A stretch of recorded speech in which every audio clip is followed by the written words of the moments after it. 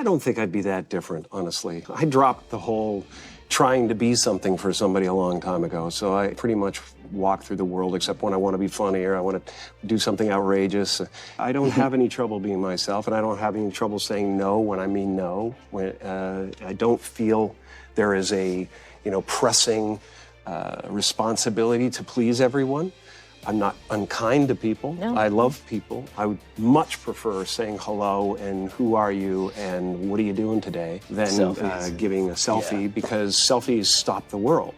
They stop life. You then go like that, and it's going on Instagram to give people a false sense of relevance. People talk about depression all the time. The difference between depression and sadness is just, from happenstance. Whatever happened or didn't happen for you, or, grief or whatever it is. And depression is your body saying, I don't want to be this character anymore. I don't want to hold up this avatar that you've created in the world. It's too much for me. Deep rest. Your body needs to be depressed. It needs deep rest from the character that you've been trying to play. I act because I'm broken in a lot of pieces. And acting gives me a chance to reconfigure those pieces into 1,000 different things that are positive for people to watch. Was there ever a moment where you first sort of realized, I want to be a performer. This is the thing that I want to do with my life? There was never any other choice. From the time that there was consciousness in the body, I was looking at a man named Percy, my dad, who was the most incredible character that you'd ever meet. If you met him for 5 minutes, you thought you knew him for 50 years. Wow.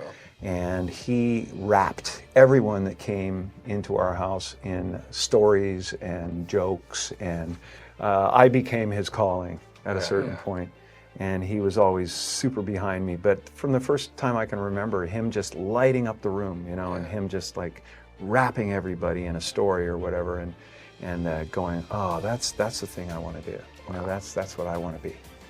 My father could have been a great comedian, but he didn't believe that was possible for him. And so he made a conservative choice. Instead, he got a safe job as an accountant. And when I was 12 years old, he was let go from that safe job. And our family had to do whatever we could to survive. I learned many great lessons from my father, not the least of which was that you can fail at what you don't want. So you might as well take a chance on doing what you love.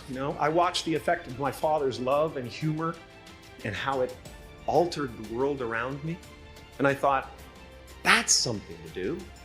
That's something worth my time. It wasn't long before I started acting up. People would come over to the house and they'd be greeted by a 7-year-old throwing himself down a large flight of stairs. They would say, "What happened?" And I would say, "I don't know. Let's check the replay." I'd go back to the top of the stairs and come back down in slow motion. Now, fear is going to be a player in your life, but you get to decide how much.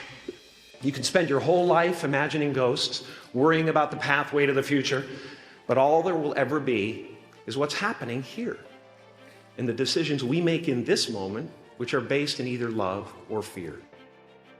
So many of us choose our path out of fear disguised as practicality. What we really want seems impossibly out of reach and ridiculous to expect, so we never dare to ask the universe for it.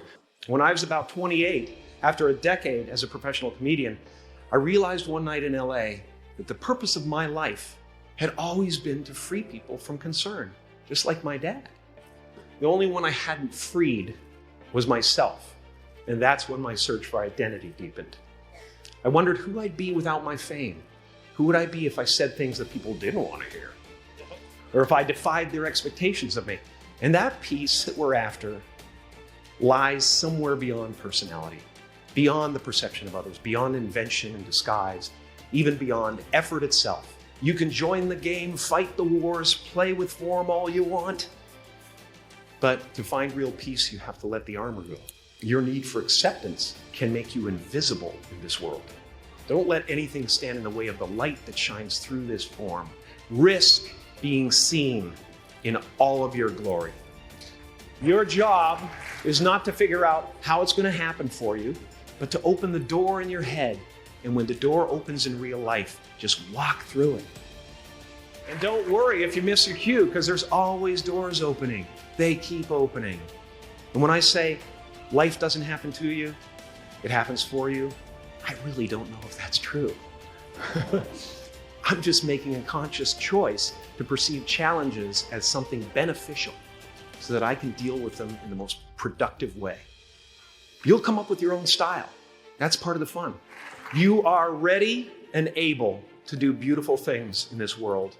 And after you walk through those doors today, you will only ever have two choices: love or fear. Choose love, and don't ever let fear turn you against your playful heart. What's happening right now inside everybody is they're going, who am I? And they're depressed. People go like, oh, Jim's been depressed and stuff. Well, yeah, I was depressed when I was trying to be the Wizard of Oz. But now I know that Oz is a character. You know, I think everybody deals with that. Everybody walks around and they go like, why am I depressed? Well, it's because you're trying to be something for the world, you know? And as soon as you let that go, better things happen because they're just happen. It's not, now it's just sadness. Sadness comes, happiness comes. It's the weather that flies by in the sky. It doesn't sit on you long enough to drown you. A few months ago, I woke up and I suddenly got it. I understood suddenly how thought was just an illusory thing, and how thought is responsible for, if not all, most of the suffering we experience. And then I suddenly felt like I was looking at these thoughts from another perspective. And I wondered, who is it that's aware that I'm thinking? And suddenly I was thrown into this expansive, amazing feeling of freedom from myself, from my problems. When I go to sleep at night, I'm not just a guy going to sleep.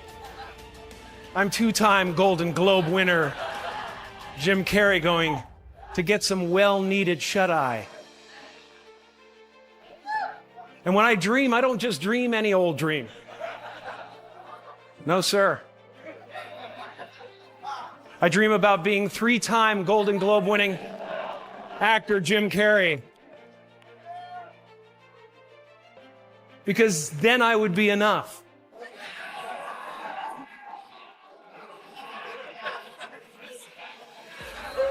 It would finally be true. And I could stop this terrible search for what I know ultimately won't fulfill me.